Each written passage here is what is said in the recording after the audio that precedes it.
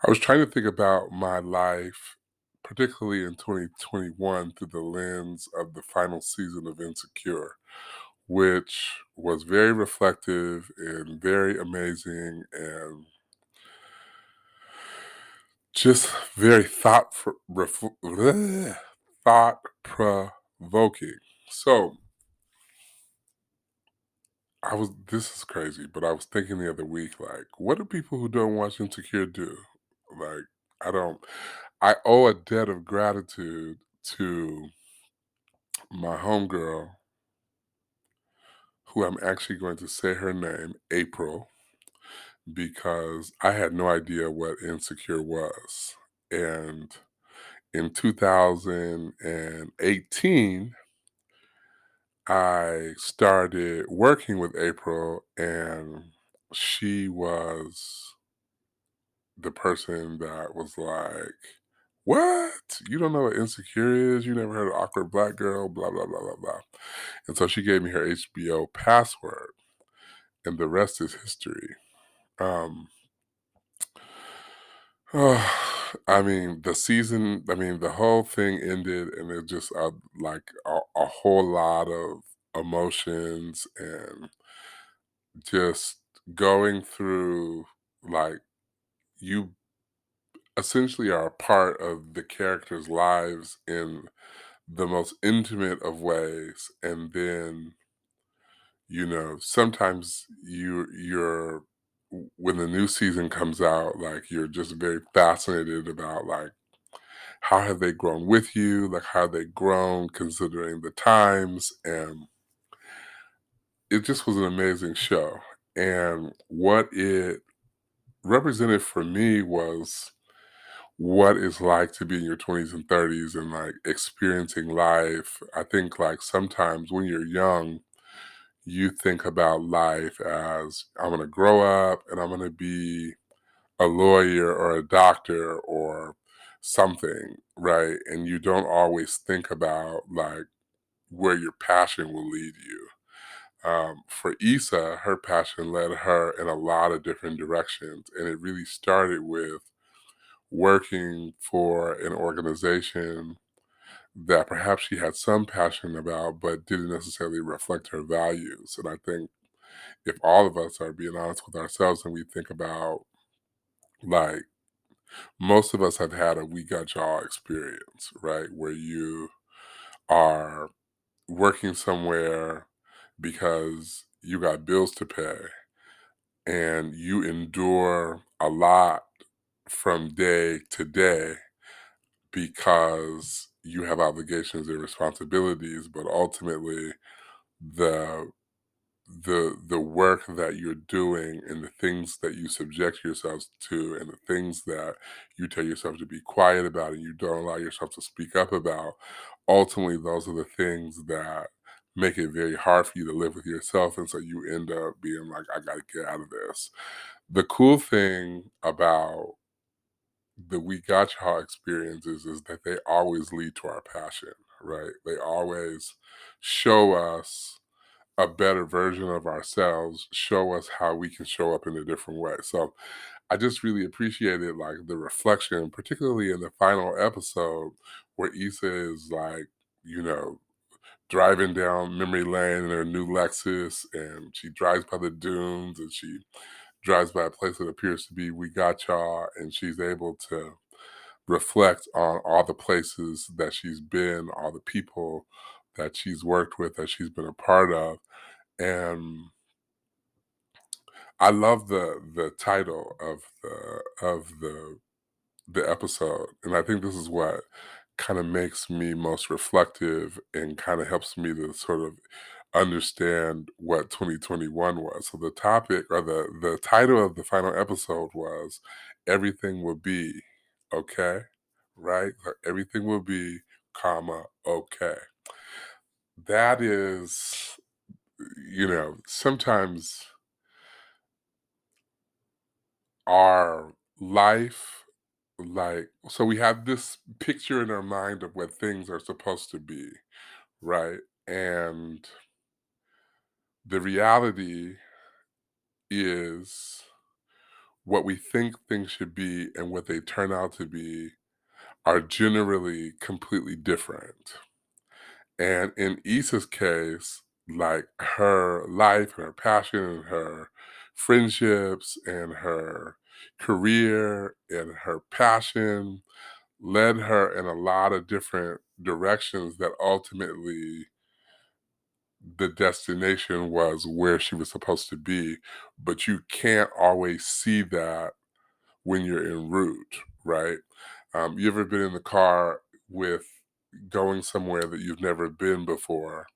You know, maybe it's the first day of that job and you're driving to the job for the first time, or first day on campus and you're walking through to find your classes. Like in those moments, like it feels like you're in this big universe that's way bigger than you, and how you ever going to survive, and it's almost like it swallows you up. But the more you get acquainted with it, the more it seems small, right? Like if you compare your first day of college with your last day, or your the first day that you walked into that new job and the day that you left the job, and they had a cake for you, like it is always um, really hard to comprehend, like the way that we experience things and how they turn out to be versus how they feel when we're experiencing it. So I love the idea or the topic of everything will be okay. This year, in 2021, I had COVID, my car got towed. I mean, some terrible things happened. Some great things happened as well. But the way that we experience life is usually the things that are the most forefront in our life are always the things that like steal the most energy and passion and resources from us. And so I'm sure I had a lot of I had some high highs, but I also had some low lows. And I think, trying to make sense of it all is almost as dangerous as trying or wishing that it didn't happen, right? I mean, it's like some things are never going to make sense until God decides that this is the moment that I'm going to make everything that somebody has gone through make sense. And the difficulty is waiting on that to happen. So, anyway, I Issa is experiencing, she's watching her life before her, right? She's having these conversations with herself.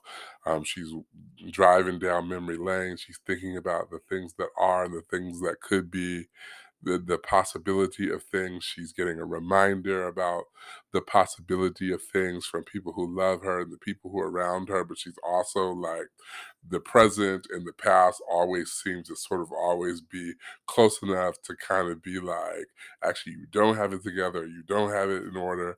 And she's navigating that. And I think she navigates it so beautifully because well, first of all, I think she navigates it so beautifully because she's the writer. But I also think that it's a very authentic story that she is telling that is in alignment with her own experiences. And I love that, watching some of the videos where they're talking about like the making and how the writers envisioned that the show would be. And so anyway, Kelly has a baby and gets a boo, and I think that that's incredible because Kelly, like, is sort of a representative of a lot of us, like that aunt that's kind of awkward but really funny and cool to be around, but never quite has like the stability of everybody else. But I loved how in the final season, in particular, in the final couple episodes, like her value was reasserted, like whether it was her relationship with other characters, the way that she showed up for Molly's mom, professionally, like her showing up and that skill set, bringing that to a Black-owned law firm, and being successful as a friend and colleague, but also somebody that brought something to the table. I just thought was really powerful because sometimes, like, Kelly's character was sort of like there for me at least, there, but not like a if there's an episode where Kelly doesn't show up, like, kinda don't trip. I mean, her presence is always powerful, but I think that they did a really good job in the last season of being like, this is why Kelly is here. This is what she brings to the group. She's vulnerable. She's talented. She is funny, but she's also really human.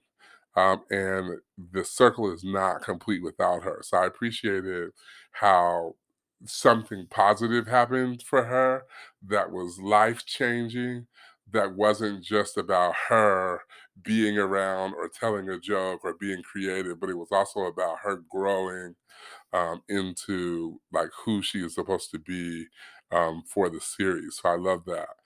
Um, I loved that. I thought that maybe, Molly's romance was a little bit understated. I thought that there was some more opportunities to kinda build out what that looks like. It seems like they were kinda dating and then they were married. Like, there wasn't a lot of, in between. And I had to try to remember like what her husband, fiance, what his character was like a couple of seasons ago when he really entered into the scene. The cool thing though, I don't think is that they intended for him to really eventually like be Molly's husband. So he got to grow on us, and in addition to that, like we got to experience him like in spaces and times where Molly had a need and somebody outside of the couple of characters that we're so acquainted with was able to like help her navigate that space. So one of the his because to me like Molly always represented somebody that is very difficult to care for. Like she's independent, she's a career woman, she's a very interesting thinker, and like her and Issa have this really complex relationship that's hard to sometimes explain if you don't have a good friend in the way that they have each other. And so like one of the things that really spoke to me was when she was going through a very hard day and they were unable to connect and he sent her like some Chinese food or something like that, which is like very thoughtful and very reflective of like who they were building him to be. So I really appreciated that she found love and that it and then that love was not like sad or boring or but it was something that she deserved, right? And I also think it's interesting that they worked together and they got to experience each other in a different way and they didn't like each other initially. They had some moments where they were competing. They had some really awkward moments that were like alcohol based, but they really learned how to be in each other's space, and I thought that that was powerful. Um, Issa's love life is very interesting to me. I really never cared for Issa's love life in the absence of Lawrence. There was an episode in the final season that was like all about Lawrence, and I didn't really care about. I remember earlier in the seasons, like really being fascinated by Lawrence's presence and being like, yeah, like Lawrence, he's our guy. Wait, so before I go further, I need to give a shout out to my friend Amanda, who also has been the generous donator of her HBO password. Back to Lawrence. Lawrence, I don't know. I wasn't feeling the whole Topanga like fatherhood thing, but I think it also is a very interesting. I think I might have even had made an episode about like navigating what that all was like. you know, when they were going to get together, and it was like ups and downs. And I don't know if it was the intention of them always getting back together, but I did really appreciate the consistency in the ways that they projected Lawrence as a father. Like, I thought that was very powerful, and I loved how, whether it was space or time, and nothing separated him from his commitment to his child, and his commitment to like really navigating a relationship with his baby's mother in a way that was very healthy, even though sometimes the way that it started or the way that it was going wasn't always conducive to like healthy discussion. And I think that there was so much realness in that that really developed Lawrence as not just Issa's young, lazy boyfriend that worked at Best Buy back in the day, but somebody who had really grown and matured into a man. And it was almost like, not to make this like uber spiritual, but it's like all the things that Lawrence had to go through, a lot of it wasn't necessarily ideal, you know, or dreamy, or like, I'm gonna meet a man and he's gonna be rich. But Lawrence's character really evolved into the man that Issa needed the most in the space and time that she needed him. And I just thought that that was beautiful. I thought that that was just beautiful writing. I thought, um, rather than like showcasing him as uber successful as it appeared he was, the final scene of the interaction with them was her coming home to Lawrence and his son, and really her embracing a part of Lawrence's life that was very difficult for her to embrace in earlier stages. So the idea that she matured into someone with the capacity to love somebody else's child, y'all, that to me is like really, really real. Like, I mean, I think that, you know, if you're a single man like me and you're interested in marriage and love, like more than likely you're going to be engaged with people who have children, right? And like that's a reality. And so I love the beauty of that engagement and the evolvement of the relationship between parents and co-parents and step parents and whatever Issa turns out to be for that little boy. I just thought it was beautiful. Um, the other thing that like I thought about pretty deeply is about how relationships, adult relationships, really change. And I loved the idea that ultimately the ways that these people ultimately interact, I said ultimately twice, huh? Ultimately, three, ultimately, four, ultimately, five, the way that, I know it's so annoying. I don't know why I'm doing this. But now I lost my train of thought because I just kept saying ultimately six. Um, so they decided that the way that they would regather and that the way that they would manage their relationship was through getting together for birthdays. And I thought that that was just really, I don't know, it's really hard to navigate adult relationships. And what I have noticed is like when you're in your 20s, when you're early 20s, like what you have in common is where you go to school together, the fraternity or sorority that you're in, you know, the places that you work, the type of work that you do. That helps to navigate and strengthen and extend friendships beyond like drinking buddies.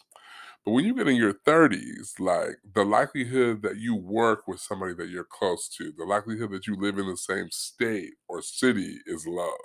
Like the likelihood that you um have the same things in common, or the likelihood that all your friends are married, or all your friends have kids is like really low because people are doing so many different things in life, and it's hard to connect. And to me, like I have found the older that I get, holidays and birthdays are the times that we connect. It might be that we just don't see each other all year into your birthday.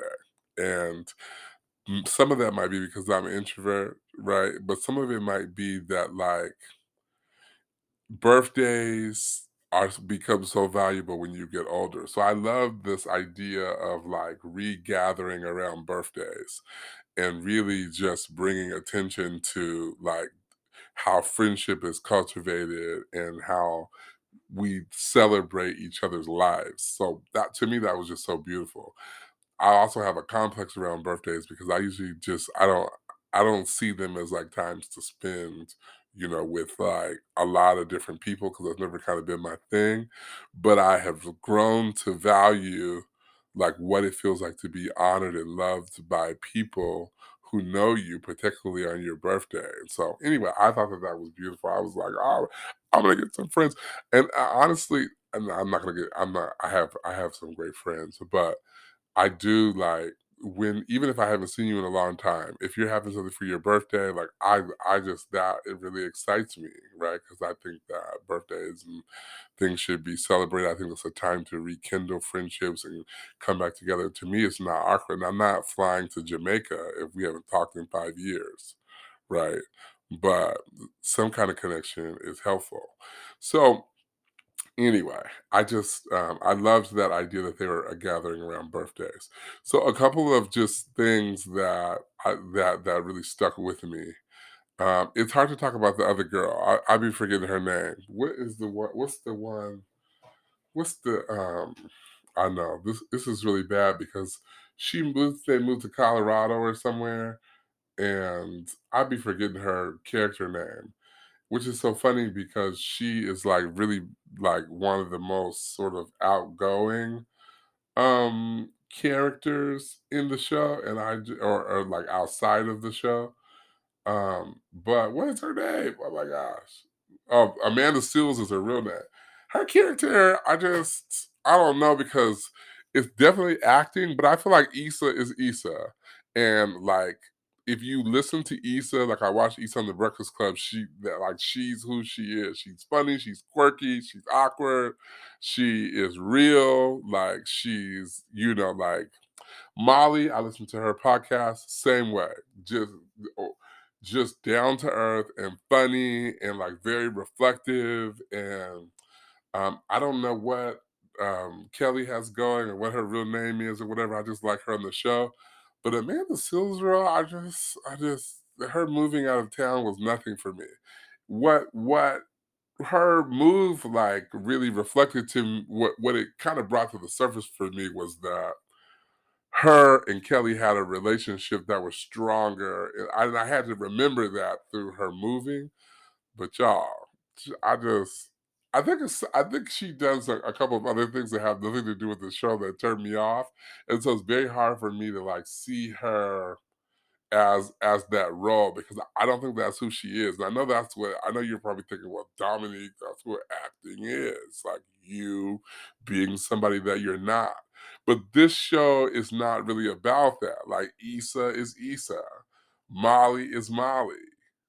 Kelly is Kelly. There's just no way that they can be way different from their characters. And all of them have said, like, yeah, I'm kind of similar to my character.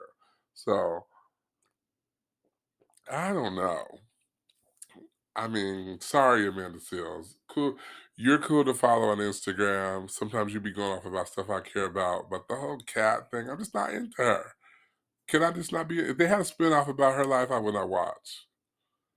I could watch Kelly. I could watch Molly. I could watch Issa. I'm cool on whatever her name is. I don't even remember her name.